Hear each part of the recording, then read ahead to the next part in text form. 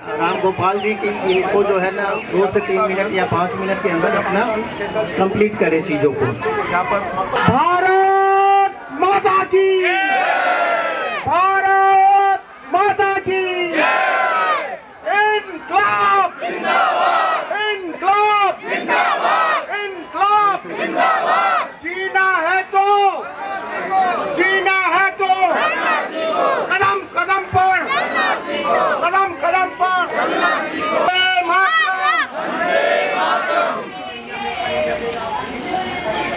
मैं बोलूंगा हमारी सबकी एक ही मांग, जीवन दान, जीवन दान। हमारी सबकी एक ही मांग, जीवन दान, जीवन दान। हमारी सबकी एक ही मांग, जीवन दान, जीवन दान। बीमारी है और इसके अंदर बताया कि 10 साल तक व्हीलचेयर बाउंड और बाद में दिक्कतें आएंगी और वो वैसे वैसे होता रहा सर। इलाज सर सुनने में आ रहा है कुछ सॉफ्टवेयर कंपनी ने इसका कुछ इलाज 3rd फेज में ट्रायल चलाया है, लेकिन वो दवाइयाँ कई करोड़ में होने की वजह से ना तो अवेलेबल ही हो पा रही है, आम आदमी की रीच से बाहर है और बहुत समस्या का सामना है। अगर इंडिया में इस तरह की दवाई का कुछ बने जैसे कोविड-19 बनी तो इसी तरह मोदी जी से गुहार करते हैं, मोदी जी फसल का भी बीमा इंडिया के अंदर, एक हमारे बच्चों का बीमा नहीं है, ना मेडिकल कोई सुविधाएं हैं, ना कोई हम प्रोग्रेस रिपोर्ट चार्ट बना सकते। आप ये समझने की बात है सर, जिसकी 3 साल की फसल 3 महीने की फसल गिर जाती है वो किसान आत्महत्या करने चला जाता है। हमारी 20-20 साल की फसलें खराब हो रही है। मोदी जी एक ही बार जाना है, बच्चा एक ही बार आना है, क्या हमारा हक नहीं है मोदी जी जीने का? जो बाहर की दवाइयों की आप बात करें सर, वो कामयाब रही है उनके वो 3rd फेज में चल रही है सर। कामयाब का मतलब एक बात ये जरूर कह सकते हैं कि कम से कम उन देशों ने दवाइयों को 3rd फेज में ट्रायल पे लेके गए हैं, तो मोस्ट प्रोबेबली वो आने वाले कुछ टाइम के अंदर उस काम को ओके कर लेंगे। हमारे यहाँ पे उस काम की कोई शुरुआत नहीं है सर, ना यहाँ पे इस तरह का कोई पैनल है, ना यहाँ पे कोई एडमिनिस्ट्रेटिव की तरफ से कुछ है, ना बजट के अंदर हमारे कोई प्रावधान दिए हैं, ना ही किसी भी आप मेडिकल अच्छे हॉस्पिटल में जाओगे हमारा कोई अलग से डिपार्टमेंट नहीं है सर, किसी भी तरह का कुछ नहीं है सर। हमारे लिए बहुत दिक्कतें हैं सर, ना हमारे को किसी भी तरह का कोई मेडिकल कवरेज भी अगर हम पैसे देके भी जैसे आम आदमी को हो जाता है वो मेडिकल कवरेज भी हमारे बच्चों को नहीं मिल पाते सर। सरकार से सर हमारी यही मांग है कि जल्दी से जल्दी इंडिया के अंदर जिस तरह और देश तरक्की करके किसी तरह से 3rd फेज ट्रायल में चल रहे हैं, यहाँ पर भी उन चीज़ों को बड़े प्लेटफॉर्म पे आगे लेके आए और किसी तरह से इन बीमारी के खिलाफ बच्चों के लिए साइंटिस्ट और प्रयोगशाला को लगा के जल्दी से जल्दी, जैसे कोविड-19 6 से 8 महीने में दवाई को तैयार किया गया, पूरे वर्ल्ड में मोदी जी ने डंका बजाया, उसी तरह का डंका एक हमारे बच्चों के लिए भी बजा दो, हमारे बच्चों के लिए भी बजा दो, हमारे बच्चों के लिए भी बजा दो। जीवन दान देना होगा, जीवन दान देना होगा।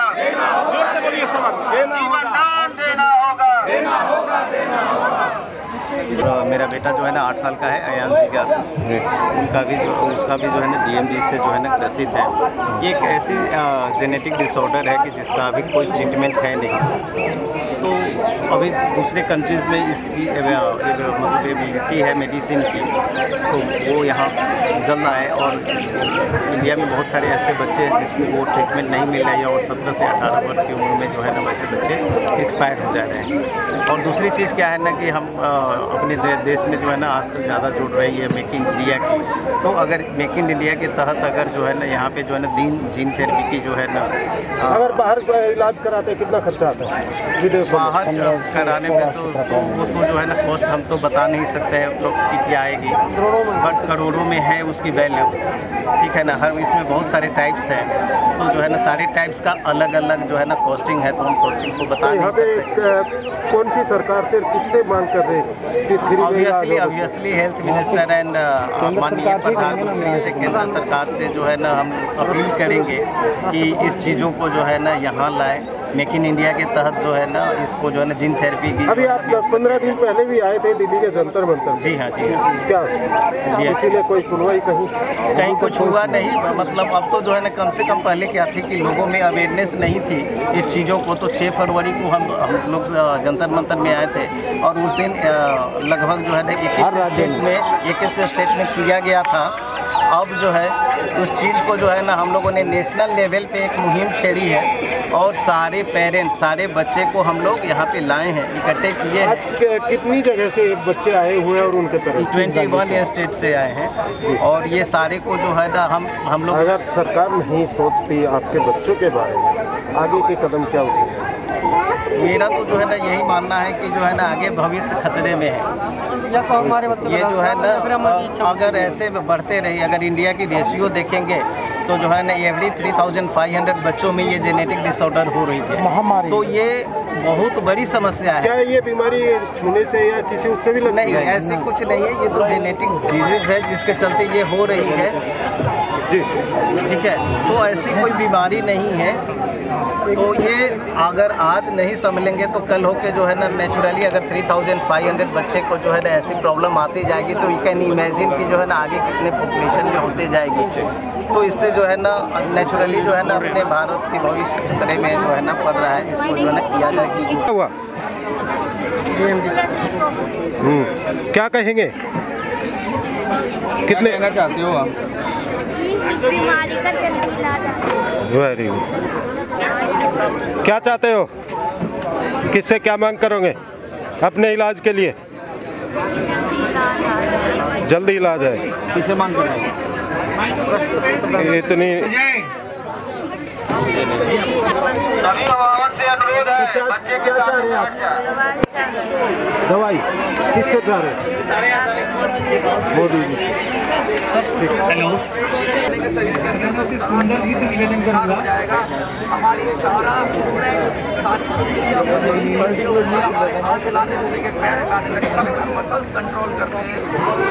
सरकार ये भी कहती है कि पहला सुख निरोगी काया, कि हर बच्चे का स्वास्थ्य ठीक होना चाहिए, हर व्यक्ति का स्वास्थ्य ठीक होना चाहिए। हमारे बच्चे का स्वास्थ्य तो बिल्कुल ठीक नहीं है और वो 20 साल से पहले सर्वाइव कर रहे हैं। तो सरकार से यही है कि जीन थेरेपी को फर्स्ट पार्ट ट्रैक को इंडिया में लाकर बच्चों को इलाज मुहैया कराएं। सर सुनने में आया कि इसका इलाज विदेशों में है। इसका विदेशों में इलाज है और अगर इंडिया में अपने इंडिया में नहीं है। इंडिया में नहीं है और ना ही सरकार इस पर रिसर्च कर रही है। हमारी मेन डिमांड है कि सरकार इस पर रिसर्च तो करे।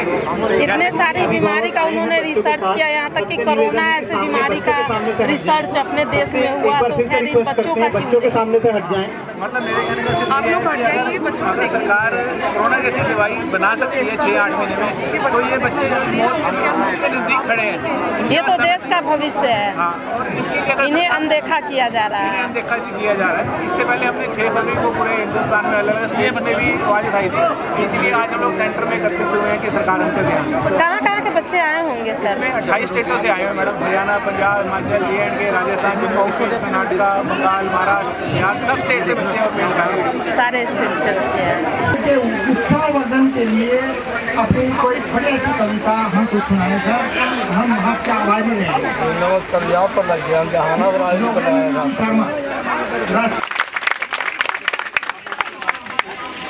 अपनी वेदना, अपनी पीड़ा आ जाओ, पहुंचाने के लिए आ जाओ, जंतर मंतर तक की यात्रा करके पूरे 25 प्रांतों से दिल्ली में आए हैं। राजधानी में ये बच्चे इसलिए एकत्र हैं कि सरकार हमारी भी पीड़ा समझे। 140 करोड़ के देश में कोरोना से युद्ध करने के बाद ये देश विश्व के जिस मानचित्र पर खड़ा है, हम दुनिया भर में दुनिया के कई देशों को जीवन और चेतना की कई दवाइयां सप्लाई कर रहे हैं, लेकिन मेरे अपने परिवार में, मेरे अपने देश की धरती पर 2 से 3 लाख बच्चे इस बीमारी से ग्रस्त होकर इस देश में अपनी पीड़ा सरकार के कानों तक नहीं पहुंचा पा रहे। इससे बड़ी वेदना की बात और कुछ हो नहीं सकती।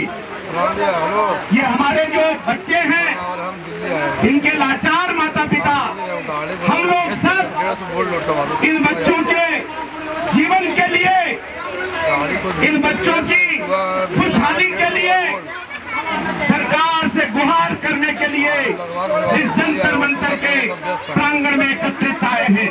देश भर का मीडिया यहाँ पर है। हम जहाँ विश्व में सबसे बड़ी युवा शक्ति की बात करते हैं, सबसे बड़ी युवा शक्ति भारतवर्ष, सबसे बड़ी युवा शक्ति हिंदुस्तान। अगर मैं यूँ कहूँ कि इन्हीं युवाओं के कंधे पर ये देश टिका हुआ है, तो माफ करिएगा, ये माथक जितने बैठे हैं सरकार की कुर्सियों पर, इन लोगों तक अगर ये बात नहीं पहुंचती तो मेरा देश आज बहुत कमजोर स्थिति में है।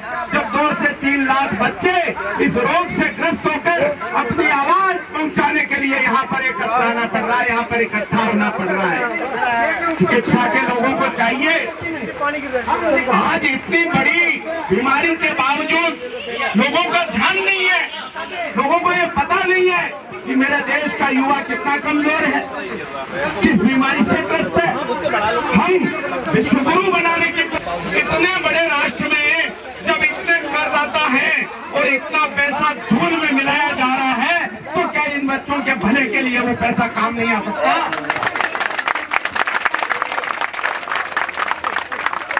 चिकित्सा के क्षेत्र में बड़े बड़े आपने हॉस्पिटल बनवा दिए, लेकिन आज भी प्राइवेट क्षेत्र में रोगियों की संख्या इसलिए ज्यादा जाती है कि आपने सुविधाओं का पूरा ध्यान नहीं रखा। अरे सुविधाओं का ध्यान क्या रखते जब ऐसे बच्चे अपने ही रोग की निदान करने के लिए, अपने ही रोग का इलाज करवाने के लिए आपके यहाँ पर आकर मत्था टेक रहे हैं। ऐसी सरकारों को धिक्कार होना चाहिए। दो जिम्मेदारियां सरकार की हमेशा बनती है। पहली जिम्मेदारी ये कि देश का बच्चा बच्चा शिक्षित हो। हाँ, उस क्षेत्र में आपने काम किया है, हम आपकी सराहना करते हैं। लेकिन दूसरी जिम्मेदारी ये कि मेरे देश का प्रत्येक बच्चा स्वस्थ संपन्न बने। स्वस्थ बनाने के लिए हमने क्या किया? हमने तमाम बीमारियों पर काम किया होगा, लेकिन डीएमडी पर काम क्यों नहीं किया? डीएमडी पर भी काम करना चाहिए। आज विभिन्न चिकित्सा पद्धतियां, 229 प्रकार की चिकित्सा पद्धतियां मेरी जानकारी में पूरे विश्व में प्रचलित है। हाँ, हो सकता है कि एलोपैथी चिकित्सा में इसका कोई इलाज नहीं हो, लेकिन दूसरी भी चिकित्सा पद्धतियां हैं, दूसरे भी लोग सेवा के क्षेत्र में भी काम कर रहे हैं। हर व्यक्ति अपने संसाधनों से काम कर रहा है। कोई इन बच्चों को सुबह दूध पिलाने के लिए सरकार को आमंत्रित नहीं करना चाहता, कोई इन बच्चों को रोटी खिलाने के लिए सरकार को आमंत्रित नहीं करना चाहता। अरे हम माता पिता यहाँ पर इसलिए आए हैं कि आप इन बीमारियों को, इन बच्चों की व्यवस्थाओं को समझें और इस पर काम करके दिखाएं। ये तो हिंदुस्तान की बात है, पूरे विश्व में ये संख्या करोड़ों में हो सकती है। अगर भारत विश्व गुरु होना चाहता है तो सबसे पहले उसको ये काम करना चाहिए। भारत माता की जय, भारत माता की जय।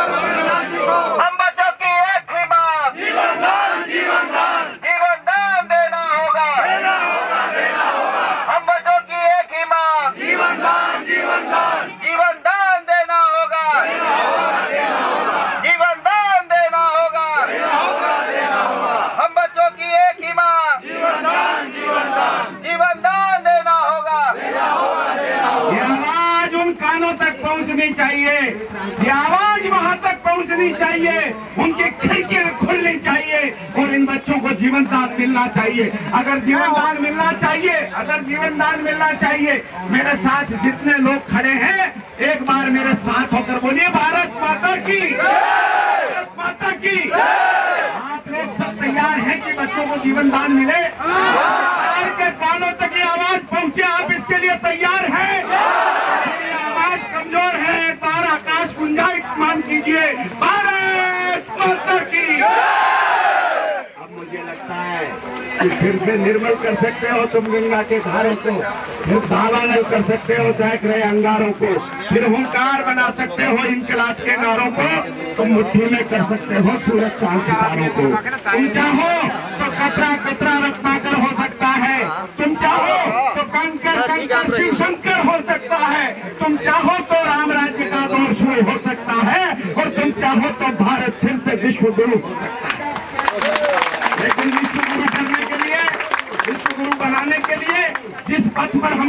हैं, हमारी सीमाओं की सुरक्षा की बात करते हैं, आंतरिक सुरक्षा की बात करते हैं, हमको इन बच्चों के बारे में सोचना पड़ेगा।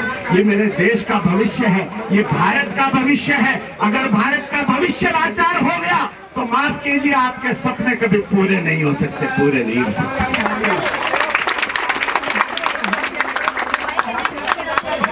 चिकित्सा के क्षेत्र में जो लोग काम कर रहे हैं सरकारी तौर पर, वहां तक, और मैं तो ये कहता हूं, इन बच्चों का साथ देने के लिए सरकार से पहले ये मीडिया का तंत्र यहाँ पर मौजूद है। ये मीडिया का तंत्र इन बच्चों की पीड़ा को समझता है, तो सरकार से पहले यहाँ पर मौजूद है। आज चाहिए था, जबकि ये सूचना सभी को हो गई होगी, लेकिन सरकार के नुमाइंदे यहाँ इन बच्चों की आवाज को सुनने के लिए नहीं आए।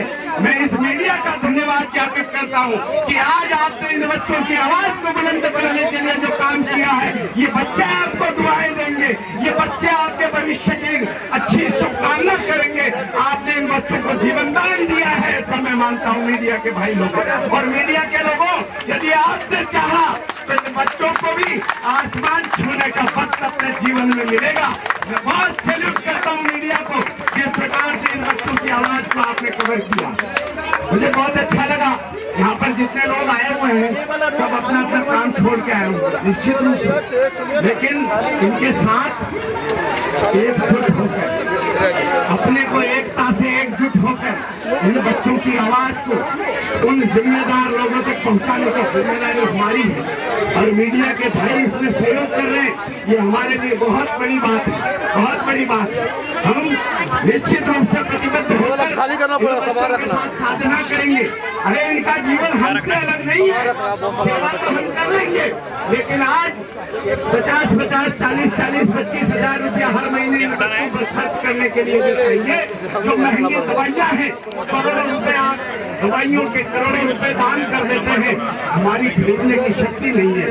आपकी जिम्मेदारी बनती है कि हमारे बच्चे स्वस्थ रहें।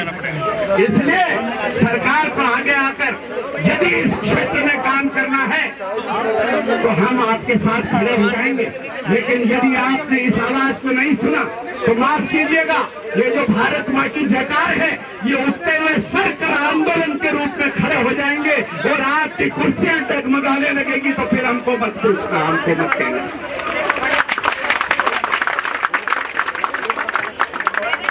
सिंहासन डोलने में वक्त नहीं लगता। ये आवाज कमजोर नहीं है, ये बच्चे कमजोर नहीं है, इन बच्चों का उत्साह है।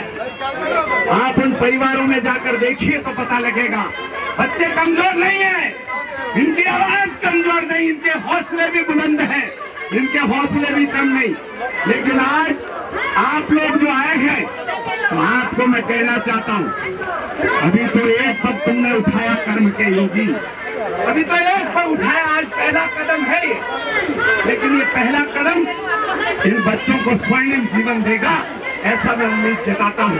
मैं पंक्तियां पढ़ता हूँ। अभी तो एक पग तुमने उठाया,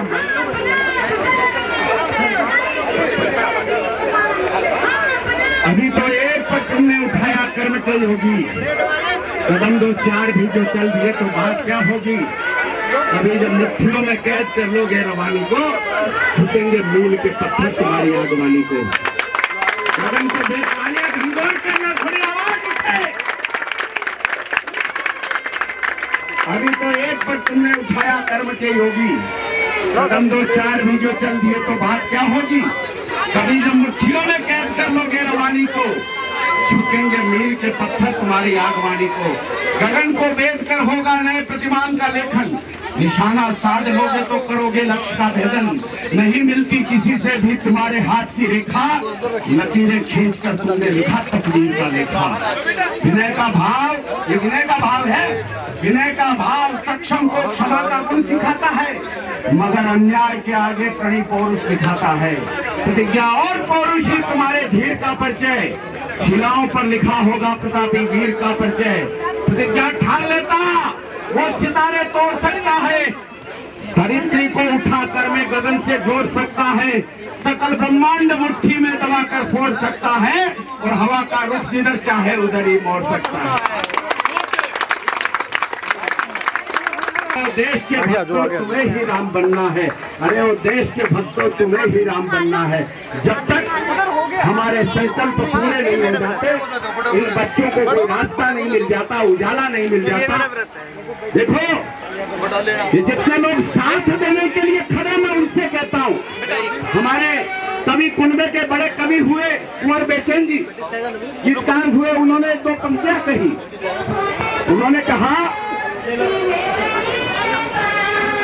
उन्होंने ये कहा कि पूरी धरा भी साथ दे तो और बात है, पूरी धरा भी साथ दे तो और बात है, पर तू जरा भी साथ दे तो और बात है। और चलने को तो एक पांव पर भी चल रहे हैं लोग। आज तक हम इनका बच्चों की परवरिश करते आ रहे हैं, हमने कुछ नहीं कहा। जो हमसे बन पड़ रहा था हम सेवा कर रहे, हमने कुछ नहीं कहा। जितनी महंगी दवाइयां मिल रही थी हम खरीद रहे, बच्चों को खिला रहे, हमने कुछ नहीं कहा। लेकिन आज जब दवाइयों का स्तर वहां तक पहुंच गया कि हम इन बच्चों की परवरिश करने में लाचार नजर आ रहे हैं, तब हम आपके पास यहाँ आकर खड़े हैं।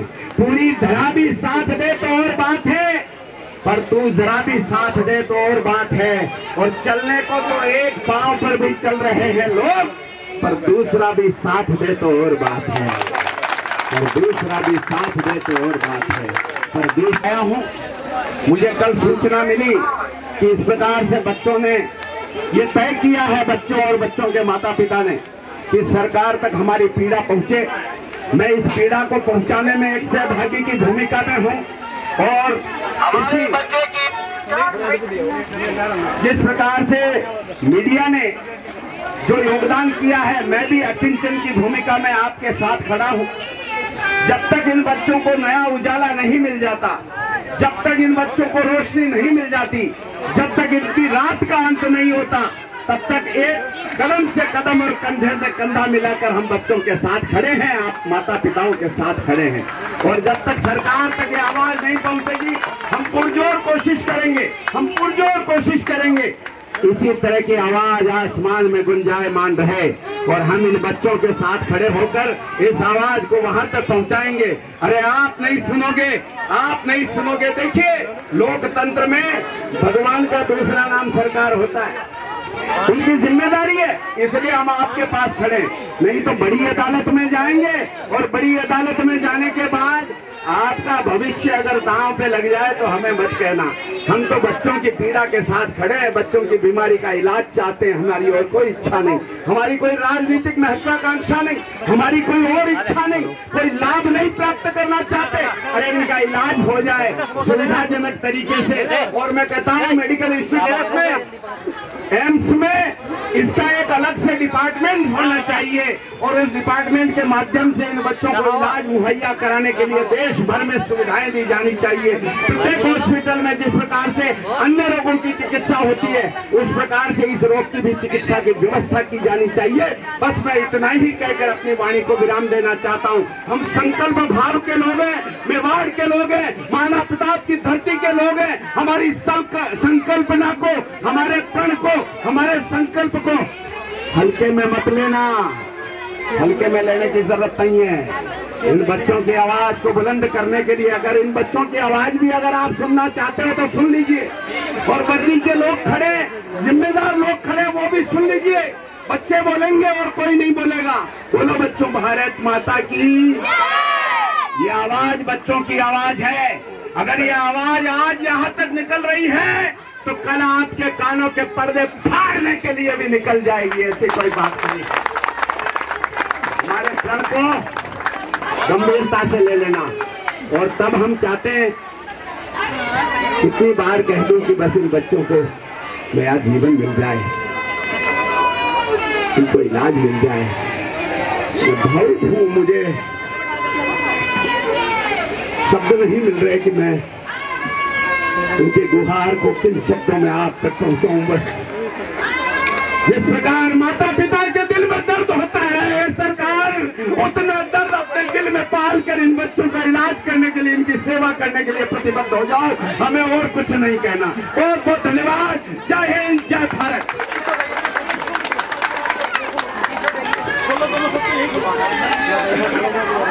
योगेंद्र जी बहुत बहुत धन्यवाद।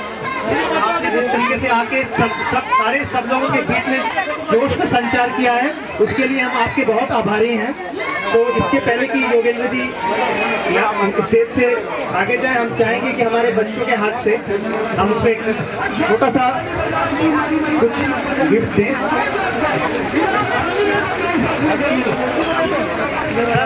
जिस तरह से योगेंद्र सर ने अपना प्रेजेंटेशन दिए, हम सभी के आंखों में आंसू भर गया और सर के भी आंखों में आंसू भर गया।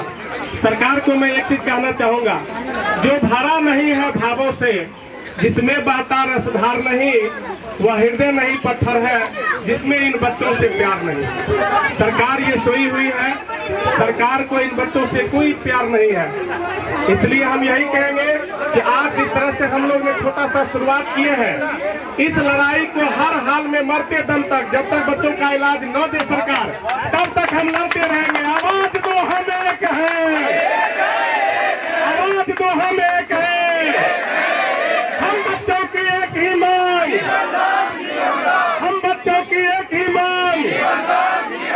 धन्यवाद योगेंद्र सर को, हम सभी अभिभावक की तरफ से दिल से सर को धन्यवाद। इन आंसुओं को देखने वाला आज हमारे देश में नहीं। ऐसा कैसे हो सकता है? ये देश इतना असंवेदनशील तो नहीं हो सकता। अरे जब हम शहीदों के घरों में जा सकते हैं, शहीद माताओं के, शहीद परिवारों के घर में जाकर उनके परिवारों के आंसू पोंछ सकते हैं, ये बच्चों ने क्या जुल्म किया है? इन बच्चों ने तो कोई दुष्कर्म ऐसा किया भी नहीं। हे परमात्मा, सरकार को ये शक्ति दो, सरकार को शक्ति दो। हमें तो जीने की शक्ति चाहिए, लेकिन सरकार को शक्ति दो कि वो कम से कम हमारी आवाज को सुन सके, हमारी पीड़ा को सुन सके। ये आंसू पहुंचने की ताकत आपके भीतर पैदा हो जाए, इन बच्चों को जीवन दान देने की ताकत आपके भीतर पैदा हो जाए, इनका इलाज कराने की ताकत आपके भीतर पैदा हो जाए। ये कामना तो ईश्वर से करते हैं, लेकिन पुरुषार्थ नहीं किया तो फिर कुछ नहीं किया।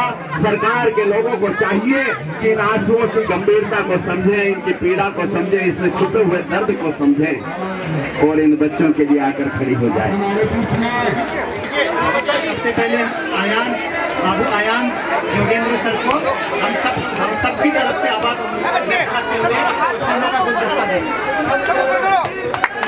मोदी से दवाई खिलाने के लिए ऊपर करो।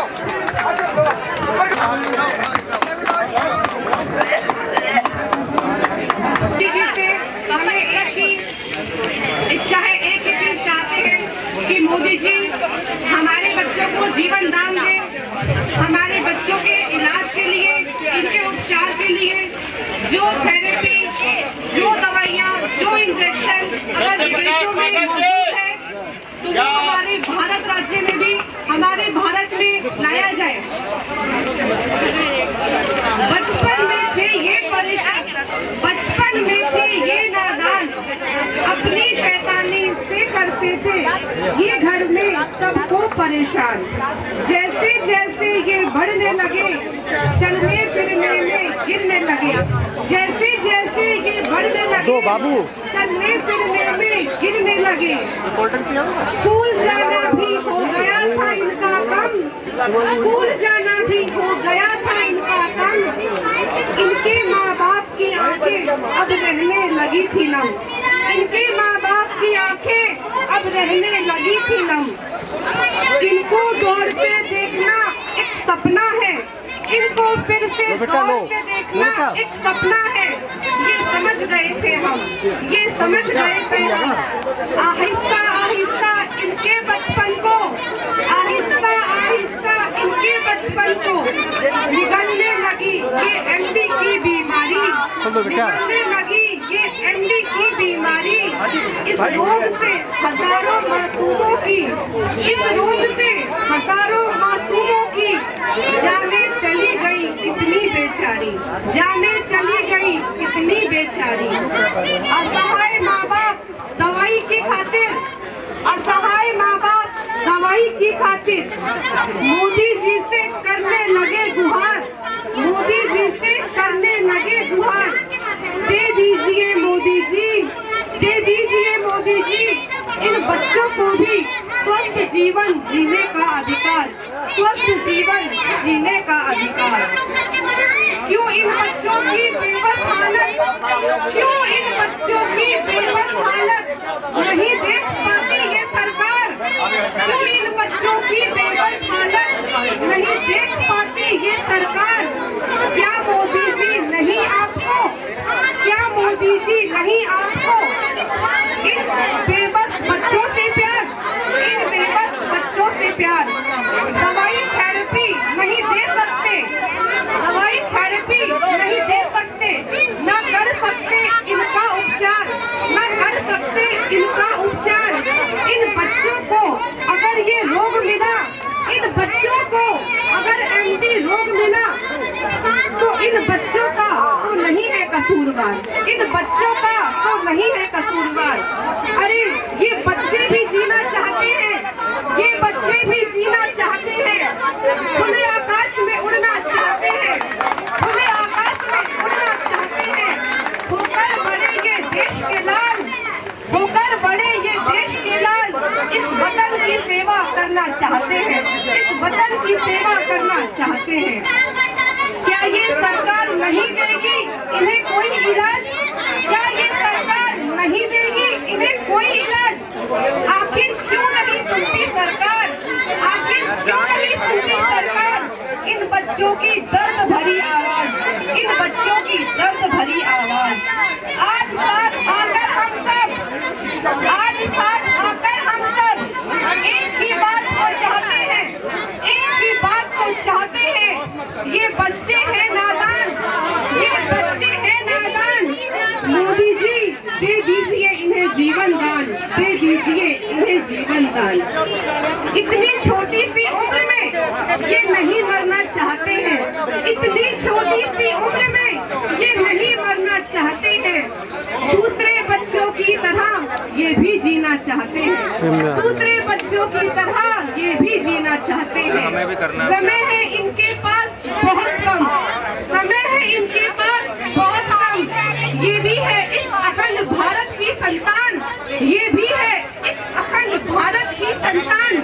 हाथ जोड़कर मांगते हैं आपसे मोदी जी इन बच्चों को जीवन दान, इन भारत माता की, भारत माता की।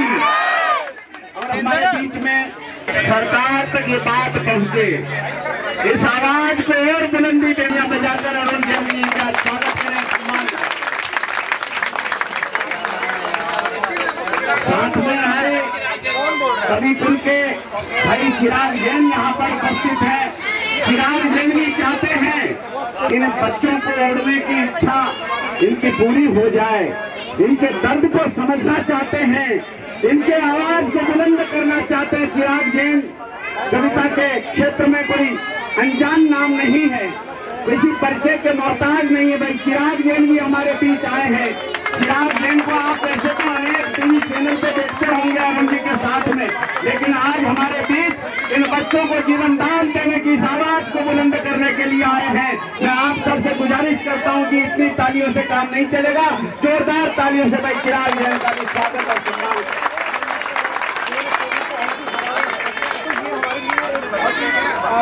ये विडंबना नहीं तो और क्या है कि हम लोग हमारी बीमारी की बात कहने के लिए इस तरह से एकत्र हुए। हमें हमारी बीमारी, हमारे दर्द के लिए यहाँ जंतर मंतर पर आना पड़ेगा।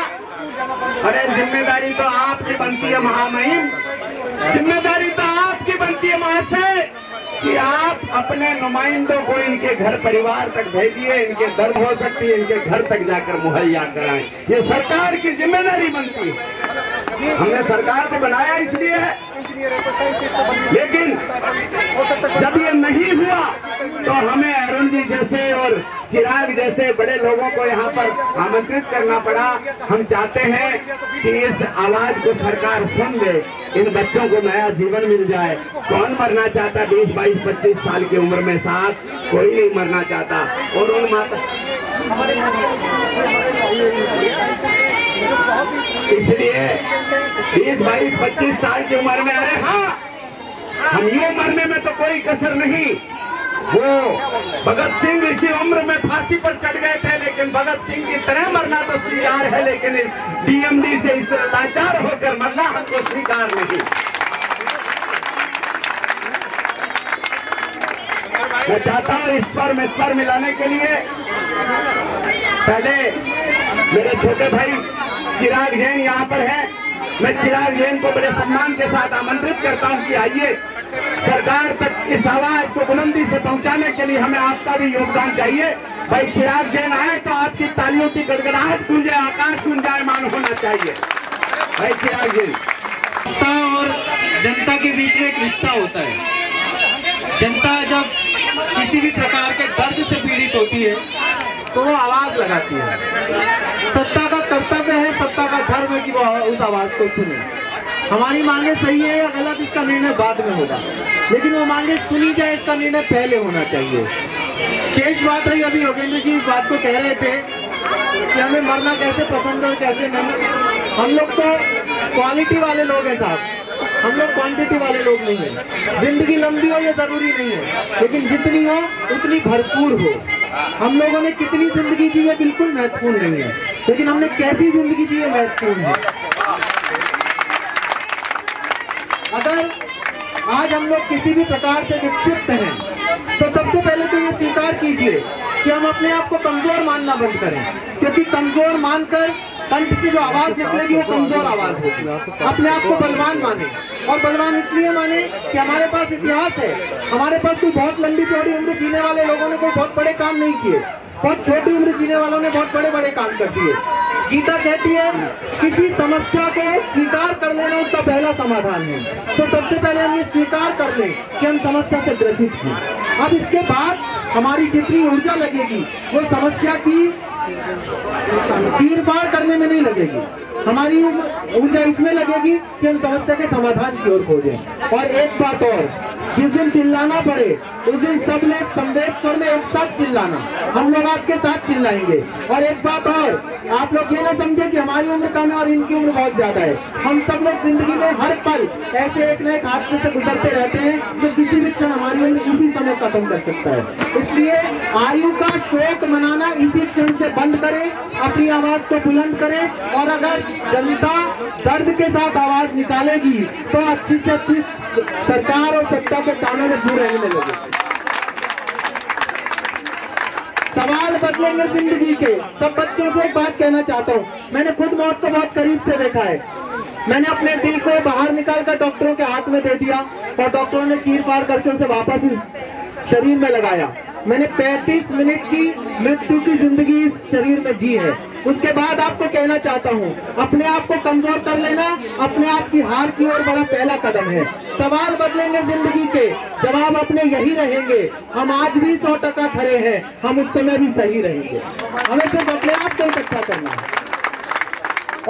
और 4 पंक्तियां पढ़ता हूँ, सरकार को बताना चाहता हूँ, हम लोग कमजोर लोग नहीं है। अपनी आवाज बुलंद करें कि दिल बच्चा है, सपनों के संग पिकनिक करता रहता है, बूढ़ा एक दिमाग हमेशा चिक चिक करता रहता है, और वक्त जिसे तुम सारी दुनिया का सरताज समझते हो मेरी एक दीवार घड़ी में टिक टिक करता रहता है। हम लोग वक्त को अपनी कैद में करना जानते हैं।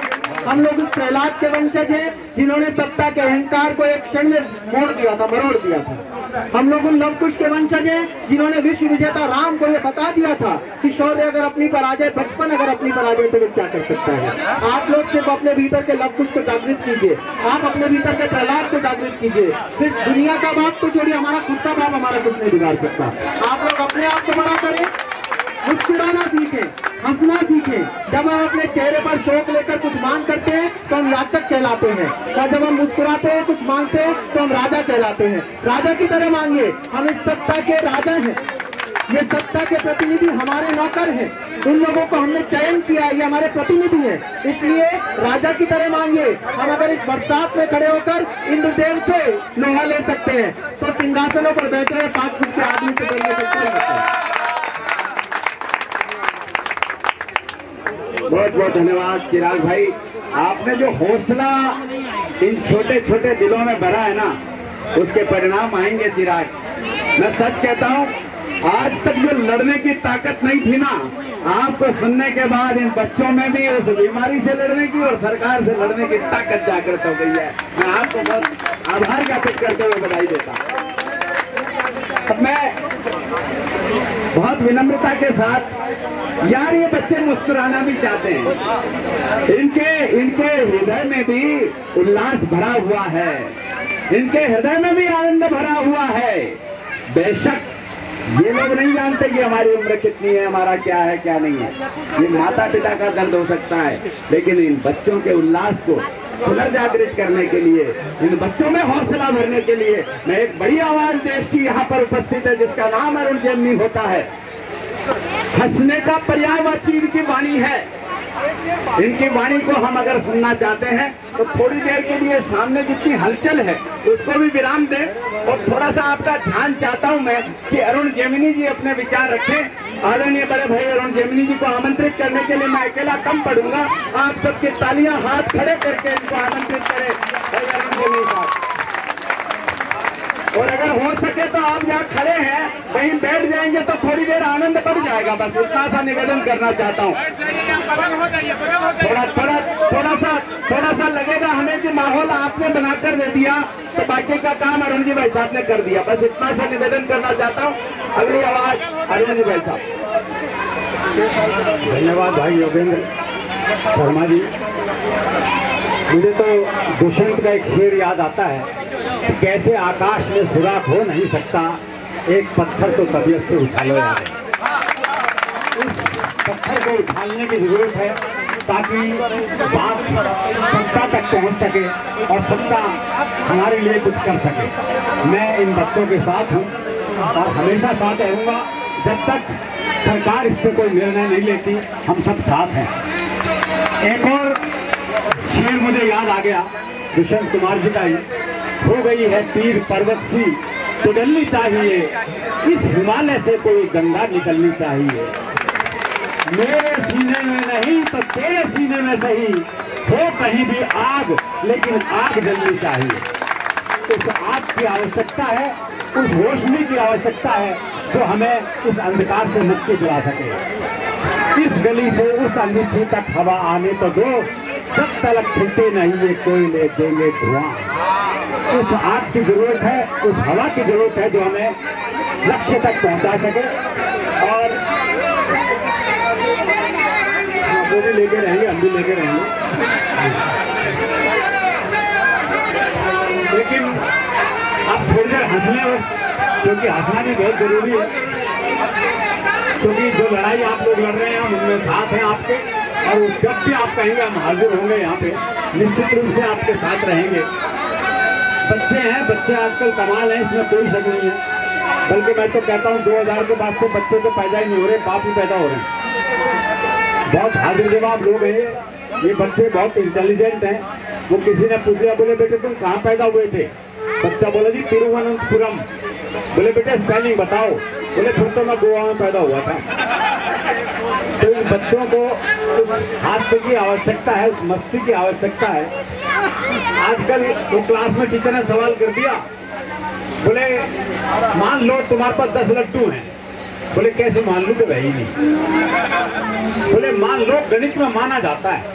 बोले माना है तो मान लिए। बोले 2 लड्डू किसी ने ले लिए। बोले पहले तो ही बता किसी ने ले लिए। अरे बोले मान लो ना किसी ने ले लिए। बोला अच्छा मान लिया, तो कितने बचे? बच्चा बोला जी 20। बोले ये कौन सा गणित है?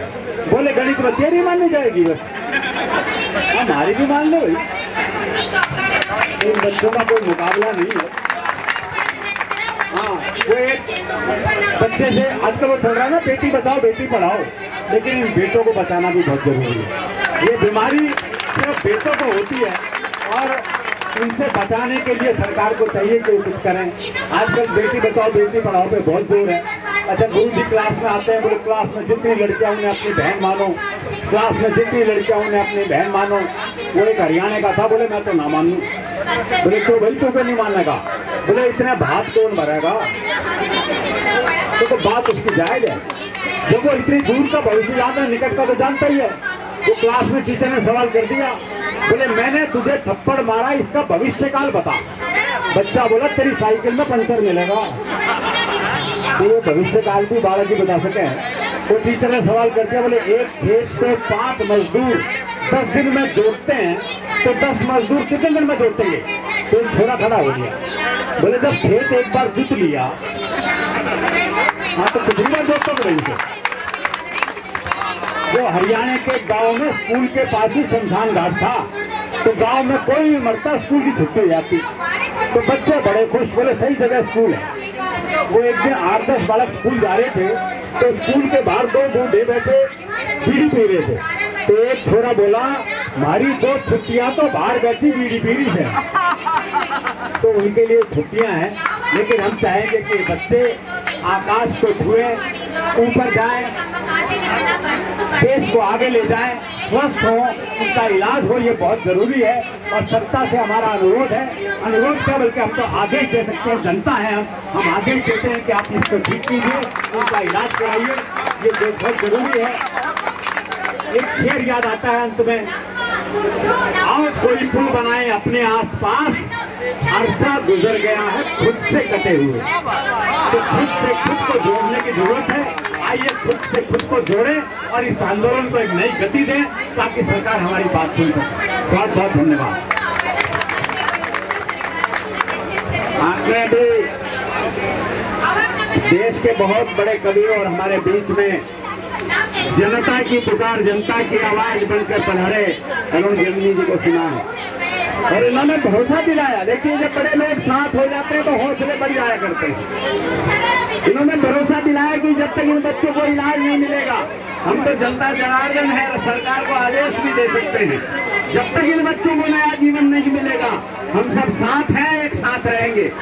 राजकिशोर प्रहरी कहीं कहते हैं कि संगठित बिंदुओं से सिंधु बदल सकता है, कणों का संगठन पर्वत में बदल सकता है। मिलकर चिंगारियां अगर लो बन जाए तो मौन है, लोहा भी पिघल सकता है। मौन तो मौन है, लोहा भी पिघल सकता है। आदरणीय अरुण जेटली साहब का भी मैं इस मंच के माध्यम से बहुत आभार ज्ञापित करता हूं और जो मंच के जो संचालक हैं उनसे निवेदन करता हूं कि आपने मुझे माइक देकर बिल्कुल निश्चिंत हो गए। निश्चिंत नहीं होना है, जब तक इन बच्चों को नया जीवन नहीं मिले तब तक पुरजोर तरीके से इस माइक को ऐसे ही पकड़ के रखना है। और इसलिए आपसे गुजारिश करता हूं कि अब मेरे हाथ से आप अपने हाथ में माइक ले लीजिए। बहुत बहुत धन्यवाद। बहुत धन्यवाद।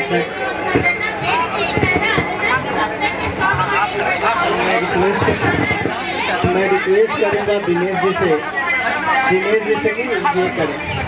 हम ये कहना चाहते हैं कि हमें सरकार चाहे सम्मान दे या ना दे, हमें आवाज़ सुन ले तो हमारा सम्मान अपने आप हो जाएगा। अरुण जेटली साहब का भी सम्मान हो रहा है, सब लोग तालियां बजाएं।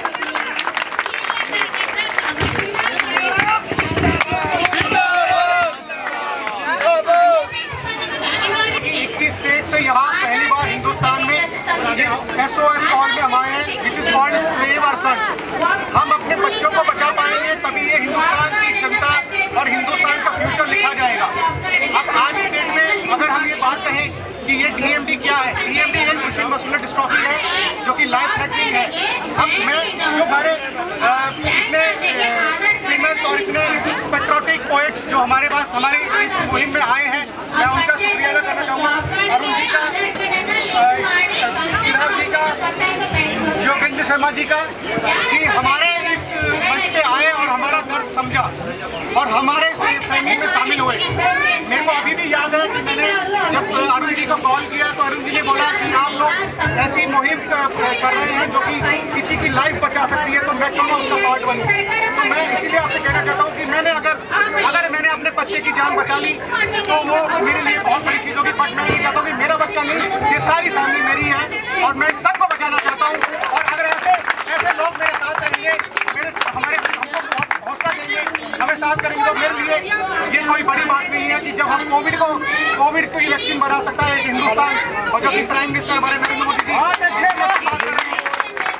आज कोविड को बिल्कुल खत्म कर दिया है। कोविड जो एक ऐसी बीमारी कहा जाता था कि भाई इसमें कोई इलाज नहीं है, कोई मेडिसिन नहीं है, आज हिंदुस्तान एक ऐसी मेडिसिन बनाकर और इम्प्लीमेंट करके दे चुका है 140 करोड़ की आबादी को, और ऐसे अफोर्डेबल प्राइस में। तो मैं नहीं समझता कि अगर हमारी आवाज़ अगर नरेंद्र मोदी जी तक जाती है और अगर वो इस पर सुनवाई करते हैं तो उनके लिए एक छोटी सी बात होगी। और हमारे साइंटिस्ट, हमारे डॉक्टर इतने सक्षम है, इतने ब्रिलियंट माइंड है कि उनके लिए अगर पूरी फंड और पूरी रिसर्च का प्रावधान किया जाए तो वी कैन डू मिरेकल्स। और हमने करके दिखाया है, हम लोगों ने करके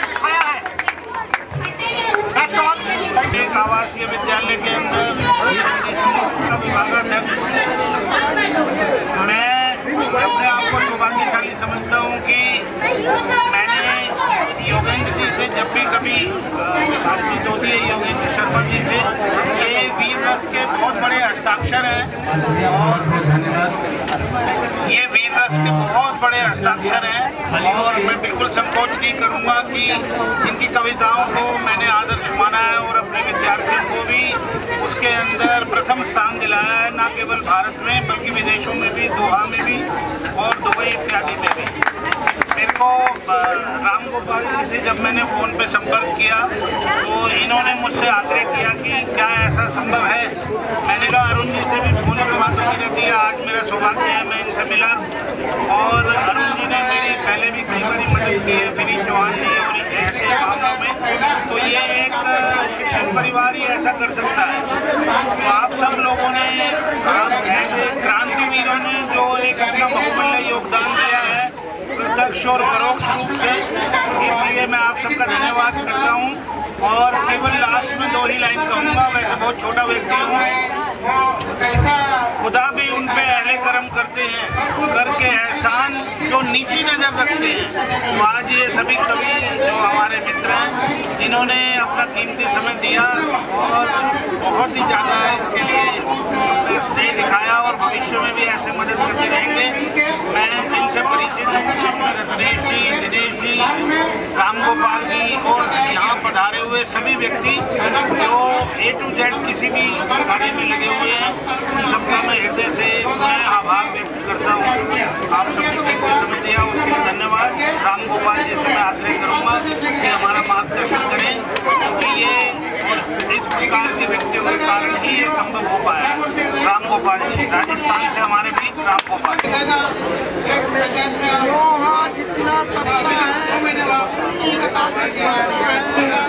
सोने को जितनी आग लगे वो उतना प्रखर निकलता है, लोहा जितना तपता है उतनी ही ताकत बढ़ता है।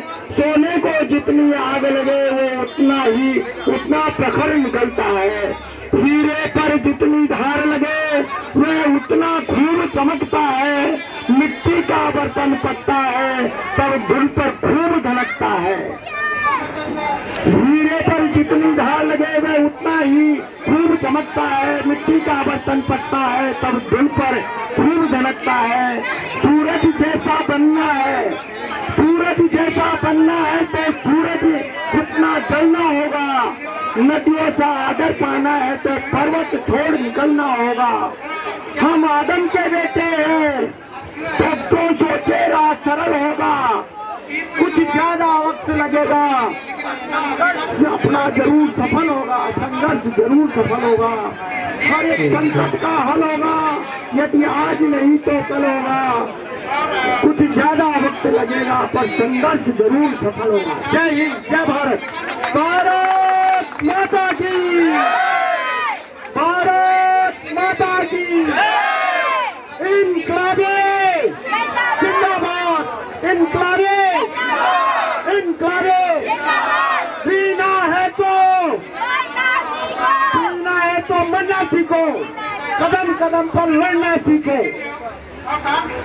भारत माता की, भारत माता की।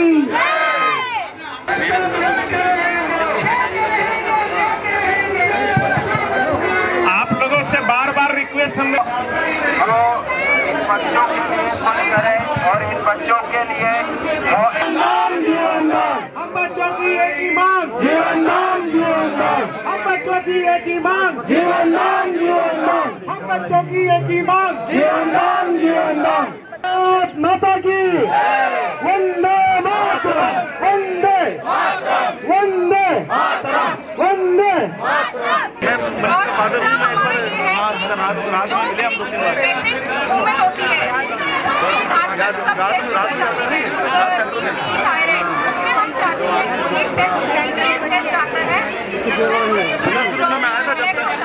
जब लक्ष्य और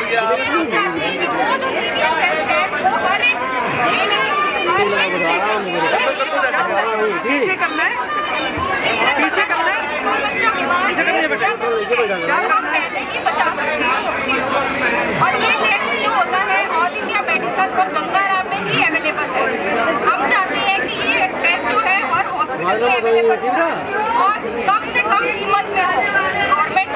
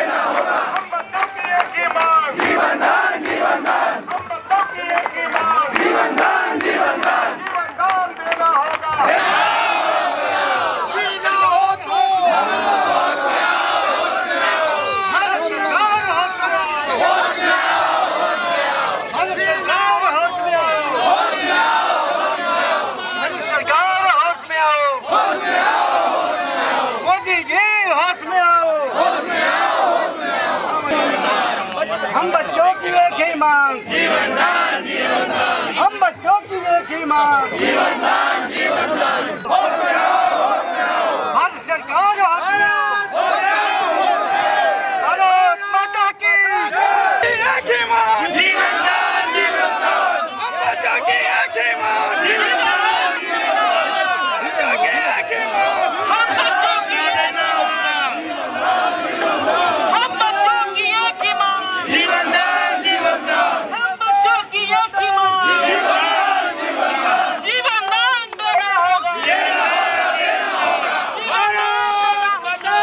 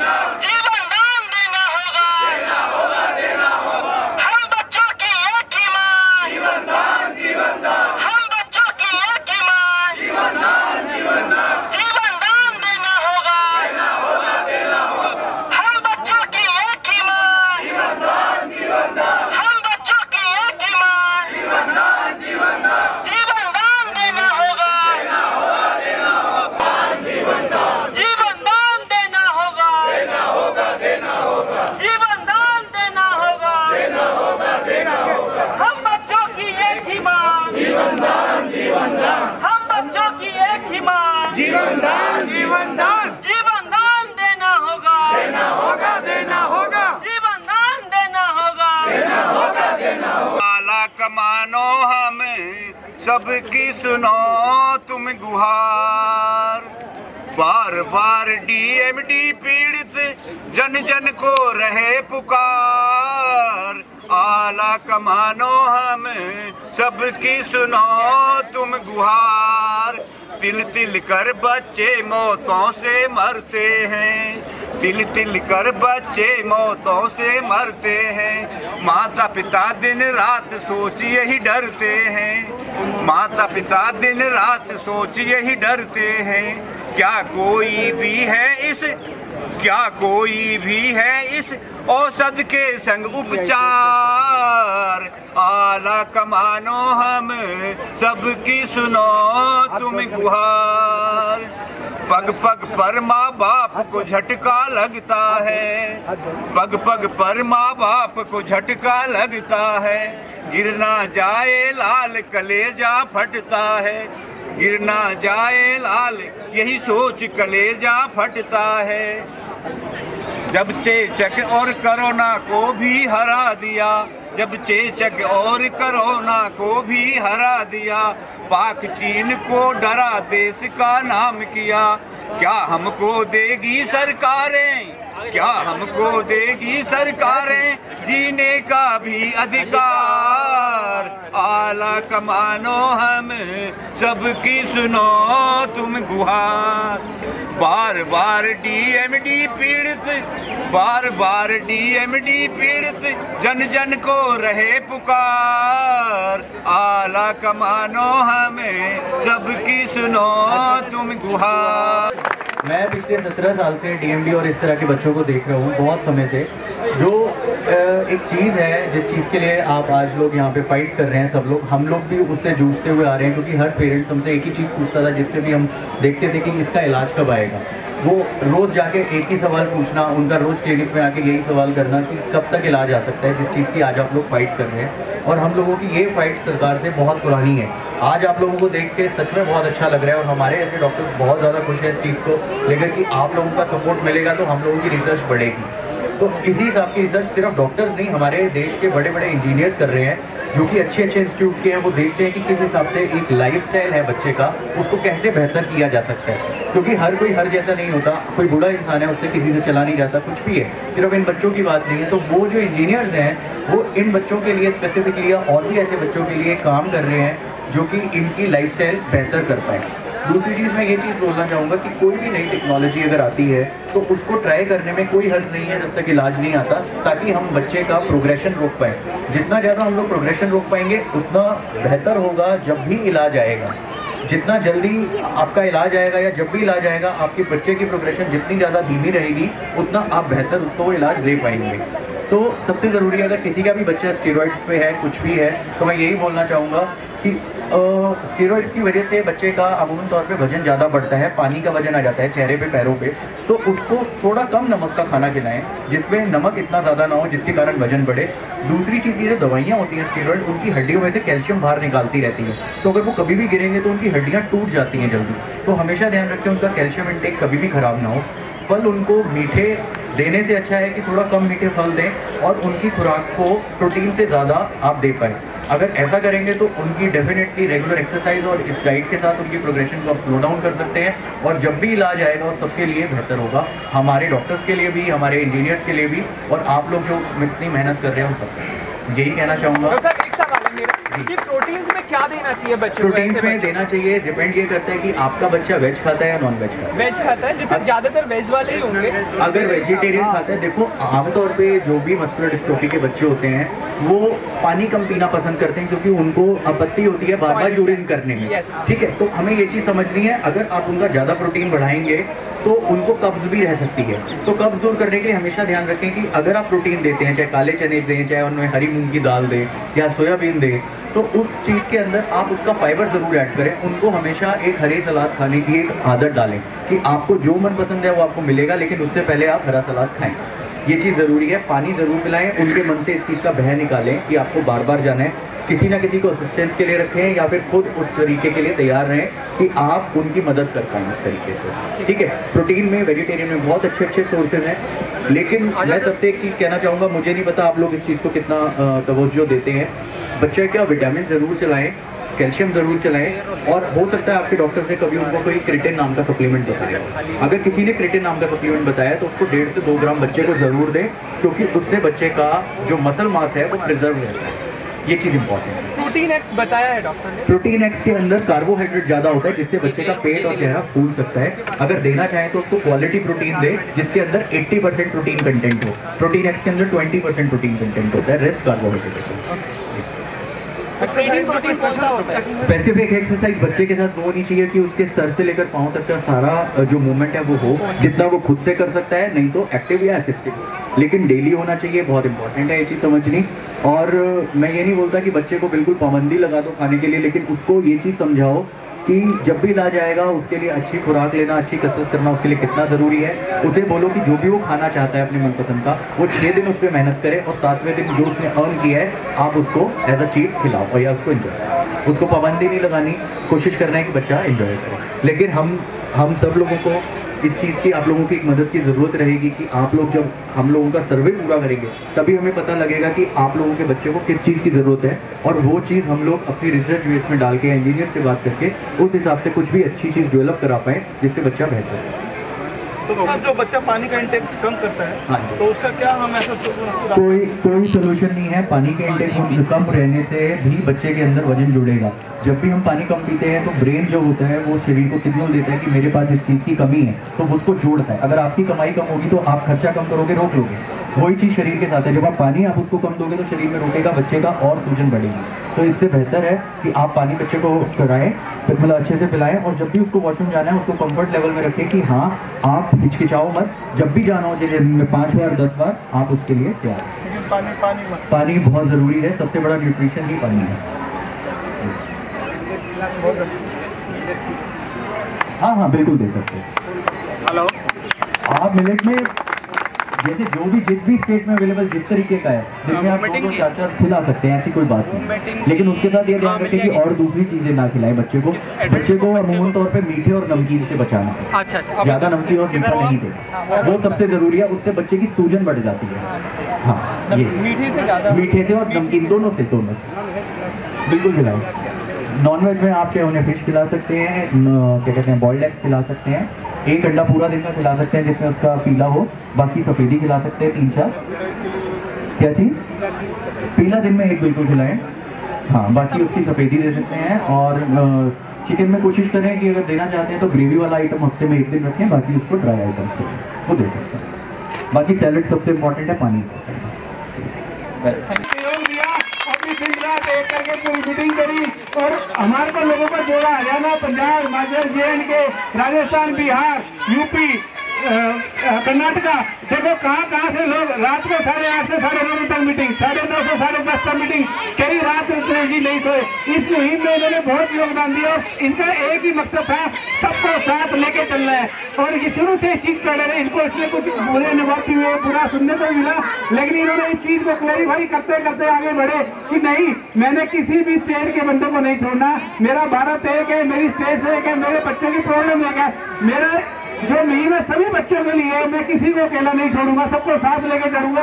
आज ये इनकी मेहनत ही है कि जो हम लोग इस मंच पर इतनी तादाद में लोग इकट्ठे हुए हैं, और आगे भी हम रुद्रेश जी को ये वादा करते हैं कि आगे कभी भी इनको हमारी जरूरत पड़ेगी, हम और संख्या में बढ़ चढ़ कर इनका पूरा सहयोग देंगे। रुद्रेश जी का दिल से आभारी है कि उन्होंने जिम्मेदारी को, और दिल्ली की टीम, अमित जी और प्रवीण जी, जिन्होंने कल भी हमारे सहयोग के लिए, क्योंकि हमने परमिशन हरियाणा से ली थी, 5 बजे से लेकर 8:30 बजे तक थाने के अंदर बैठे रहे वो परमिशन के लिए। ये उनका भी बहुत तहे दिल से आभारी है कि 3.5 घंटे किसी दूसरी स्टेट के लिए अपना काम धाम छोड़ के और एक ऐसे मंत्रालय में बैठना जहाँ लोग किसी की सुनते नहीं है, वहाँ पर वो लोग बेचारे बैठे हैं सब्र करके कि हमारे जो लोग हरियाणा से और दूसरी स्टेट से आने को कोई परेशानी ना हो। मैं उनका भी तहे दिल से स्वागत करता हूँ और धन्यवाद करता हूँ।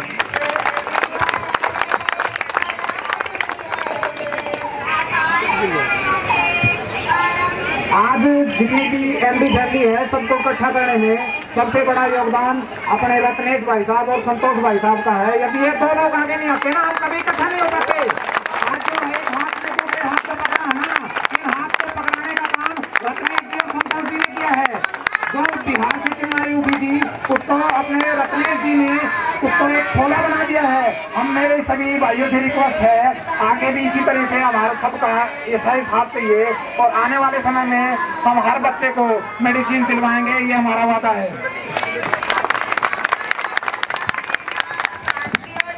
देखिए, मैं पहले भी सभी पेरेंट्स का और बच्चों का मैं बहुत थैंक यू करता हूँ, शुक्रिया अदा करता हूँ दिल से, क्योंकि ये पॉसिबल नहीं था।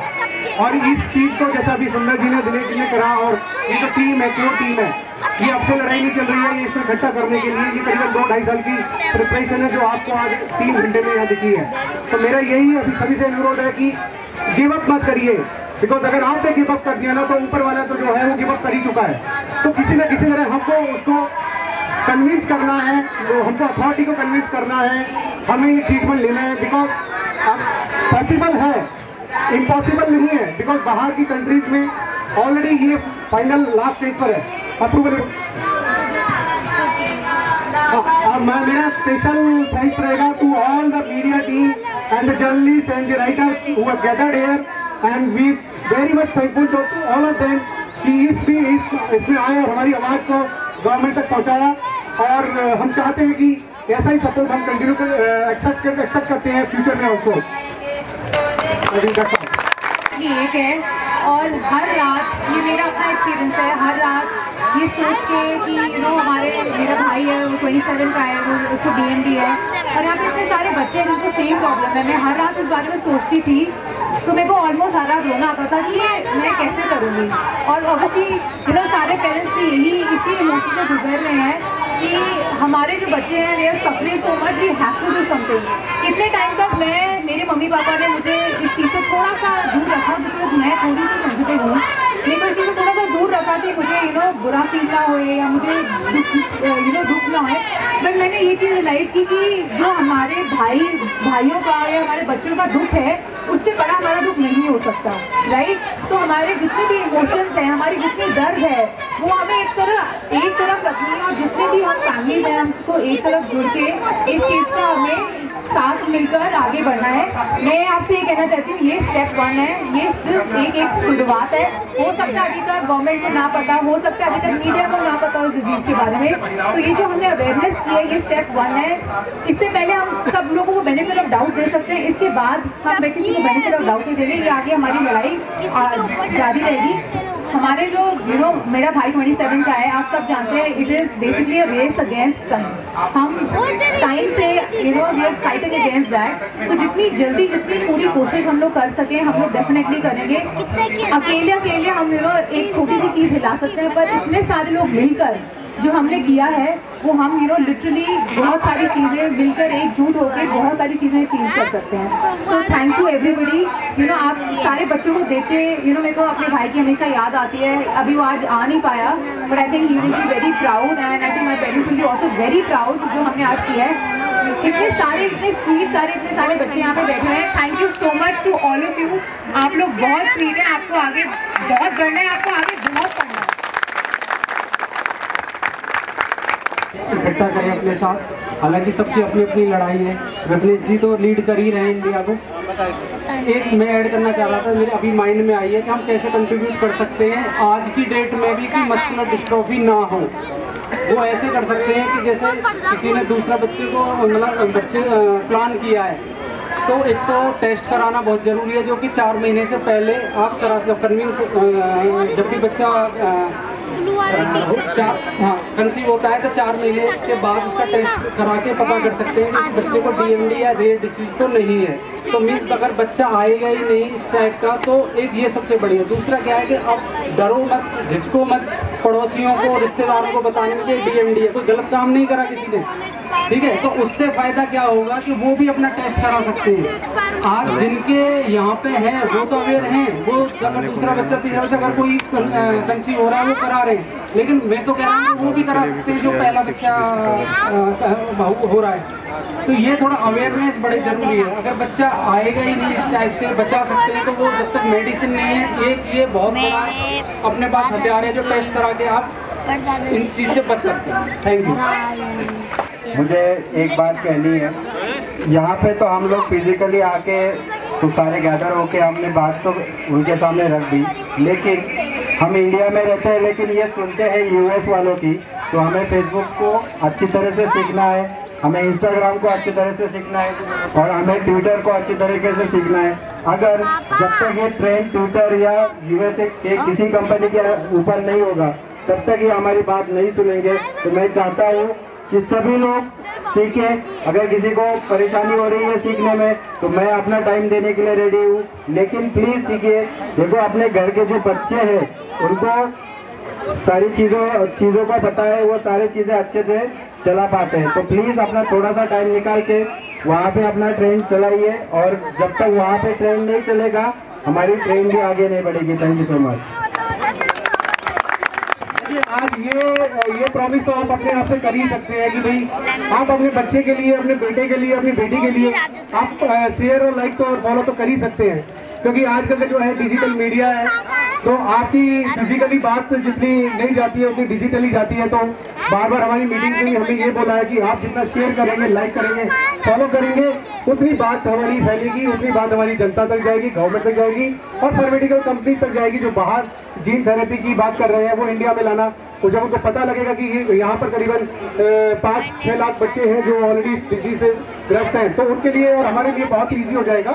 तो आज सभी से रिक्वेस्ट है कि आज का जो इवेंट है बहुत ही सक्सेसफुल इवेंट रहा, और इस इवेंट को आपको और सक्सेसफुल बनाना है कि जब आप अपनी गाड़ी में बैठेंगे, अपनी बसों में बैठेंगे, अपनी मेट्रो में बैठेंगे, तो आप शेयर करेंगे, और कल जब आप आएंगे तो कल जब आप जंतर मंतर पे आएंगे तो आप एक एक्स्ट्रा मतलब डबल इंजन के साथ आएंगे, डबल ऊर्जा के साथ आएंगे, क्योंकि आज ये जो ऊर्जा दिखी है मैं एक्सपेक्ट करता हूँ कि कल ये कहीं ज़्यादा और भी ज़्यादा होगी। और अभी मैं रामगोपाल जी हैं जो हमारे बहुत ही सीनियर स्टेट लीडर है राजस्थान से, तो इनका बहुत बड़ा योगदान रहा है, और हमारे इतने सीनियर सिटीजन भी हैं।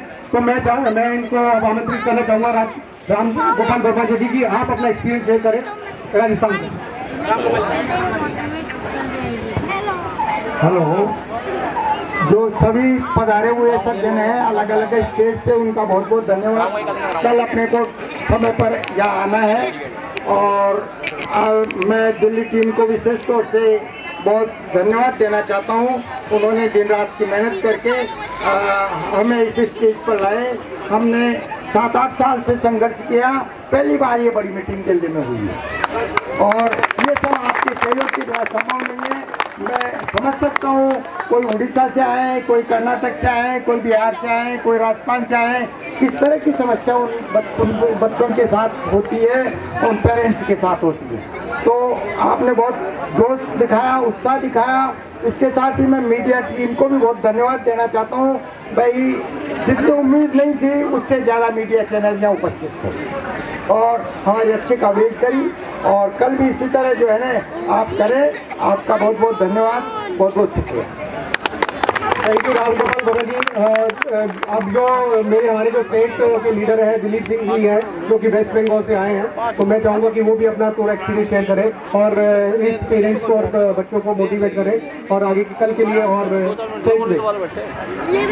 बहुत बहुत नमस्कार सबको। सब लोग सारे देश के अलग अलग प्रांत से आए हैं और यहाँ पे अपना टाइम दे रहे हैं। मैं एक चीज़ कहना चाहूँगा, जो कुछ देर पहले नेहा मैम कह रही थी, उन्होंने कहा कि अभी एक शुरुआत है। मुझे लगता है कि हम लोग एक मैराथन दौड़ रहे हैं, हम लोग 100 मीटर की रेस नहीं दौड़ रहे हैं।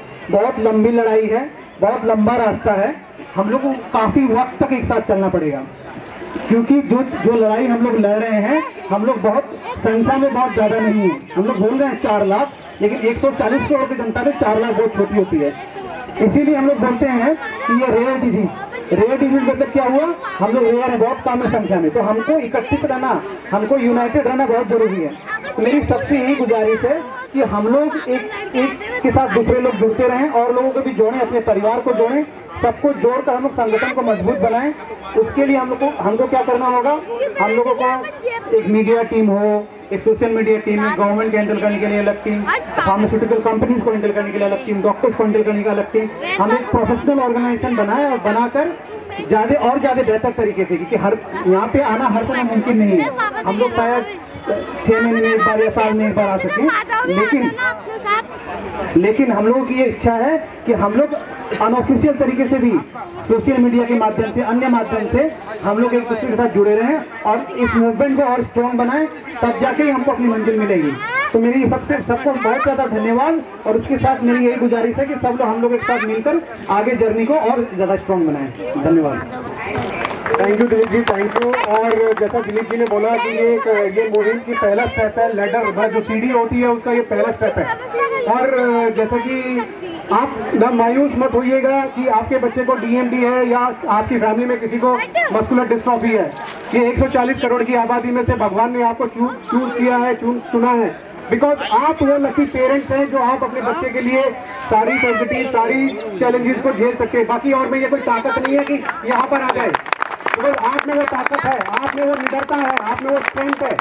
तो always whenever you feel low, जब आपको कभी ऐसा लगे कि ये मेरे साथ ही क्यों, ये आपके साथ इसलिए क्योंकि आप स्पेशल हैं, आपका बच्चा स्पेशल है और भगवान ने आपको चुना है।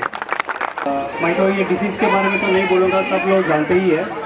और ये जो आज का इवेंट है इतना सक्सेसफुल होने के लिए जो अभी जी है, संतोष जी है और जो बाकी सब दिल्ली टीम है, तो इन्होंने बहुत काम किया है। दिन रात मीडिया का और व्हाट्सएप का टीम्स में गूगल मीट करते थे, कभी बोलते थे कि जल्दी मीट करो, जल्दी ज्वाइन करो। तो ये सब करने के लिए ना फॉरेन में इतना इन्फॉर्मेशन देने के लिए, इतना इकट्ठा करने के लिए डॉलर्स में बिल दिया जाता है। तो ये लोग इतना कीमती टाइम उनका सबके लिए लगा रहे हैं, तो सब उनके लिए टाइम दीजिए और उनके बातों में सपोर्ट दीजिए, सबके लिए भला होगा। तो कभी भी आपने देखा होगा व्हाट्सएप ग्रुप में कुछ डॉक्यूमेंट दिया जाए, ये दे दो, तो कोई रिलेक्टेड नहीं होते, बहुत पीछे हट जाते कि बाद में देंगे, कल देंगे। ऐसा मत कीजिए, ये सबके लिए लड़ाई है। वो लोग उनका काम धंधा छोड़ के हम लोगों के लिए ये सब कर रहे हैं, तो उनको सपोर्ट करें, यही मेरा कहना है। उनका बहुत ये है। एक मिनट, अभी मेरे पास जो है ना यूपी और उड़ीसा 2 आदमी पेंडिंग है, तो हम चाह रहे हैं कि इन दोनों का कंक्लूड करा दिया जाए। ठीक है, तो ये सौभाग्य है मेरा कि मुझे यूपी को लीड करने का एक अवसर मिला है। सबसे पहले मैं अभी गैदरिंग में यहाँ था। एक चीज़ मैं कहना चाहता हूँ, बहुत सारे लोग ऐसे बोल रहे थे कि ये हम लोगों का दुर्भाग्य है, कि हम लोगों का दुर्भाग्य है। सभी लोग इसको अपना दुर्भाग्य जोड़ रहे हैं, लेकिन मैं ये कहता हूँ कि हम लोगों का सौभाग्य है। हमको भगवान ने इस काम के लिए चुना है और first impression is the last impression. आज ये हमारा जो दिल्ली में फर्स्ट इम्प्रेशन है, ये आई थिंक मोदी जी को या सेंट्रल गवर्नमेंट को ये सुनना पड़ेगा और हमारे लिए कुछ करना पड़ेगा। दोस्तों, ये हमारी लड़ाई आज शुरू हुई है, ये शुरू हुआ है और अभी से बहुत लोग ये नहीं कहें कि अब इसके बाद दोबारा हमको नहीं आना है। जब संगठन को हमारी जरूरत पड़ेगी तब आना है। रत्नेश जी, संतोष जी, प्रवीण सिंगला सर है, सतवीर सर हैं, ये जितने भी मतलब अथॉरिटी हैं जो इस संगठन को लीड कर रहे हैं, हम लोगों का वादा है और यूपी की तरफ से मैं वादा करता हूँ कि हम लोग हमेशा इस लड़ाई में आपके साथ रहेंगे और जल्द से जल्द हमारे बच्चों को उपचार मिलेगा। Thank you. भारत माता की। उड़ीसा के बसंत कुमार मानकी बोल रहा हूँ, स्टेट कोऑर्डिनेटर। मैं सर सब देख रहा हूँ, सब कुछ ठीक है, बहुत अच्छा लग रहा है सर।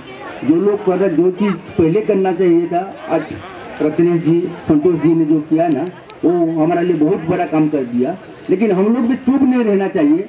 मैं सबको रिक्वेस्ट करता हूँ, आप अपना फैमिली और रिलेटिव सबको हर दिन में 5-5 आदमी को जोड़कर ऐसे सब लोग को प्रचार होना चाहिए। हर डिस्ट्रिक्ट, हर गाँव में, हर स्टेट में, हर जगह पे प्रचार होना चाहिए, जैसे ये डीएमडी के बारे में।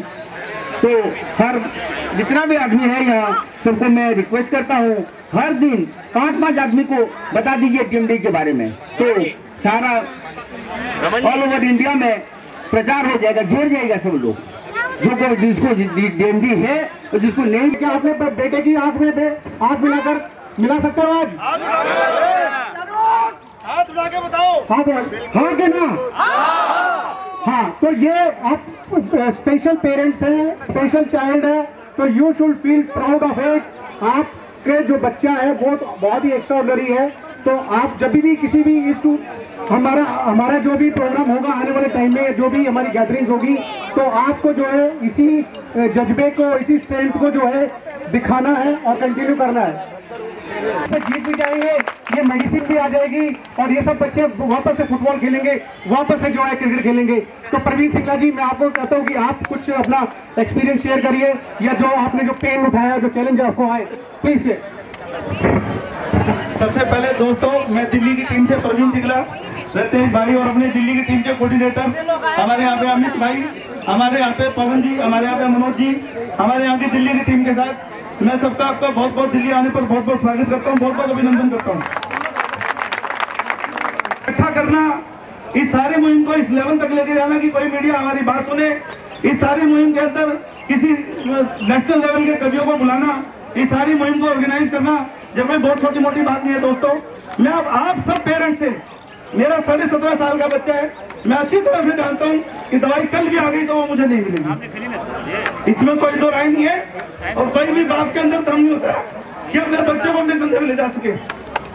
लेकिन मैं आपसे वादा करता हूँ कि मेरा बचे या ना बचे, किसी और का नहीं जाने दूंगा।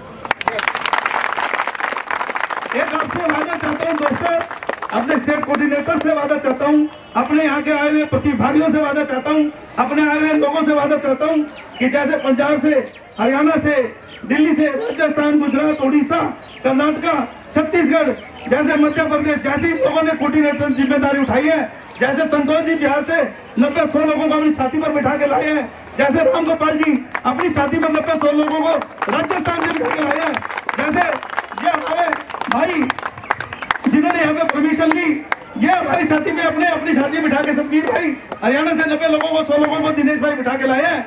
ऐसे हर स्टेट से 90-100 लोगों को आना पड़ेगा। मैं तुम्हें यही मिलूंगा, यही जंतर मंतर में मिलूंगा, आना तुमने है, यही मिलूंगा। मेरा बच्चा रहे या ना रहे, मैं यहाँ मिलूंगा। 5000 की मूवमेंट चाहिए दोस्तों, 5000 की मूवमेंट चाहिए। मोदी जी तक आवाज नहीं पहुंचेगी, मैं देखता हूं कैसे नहीं पहुंचेगी।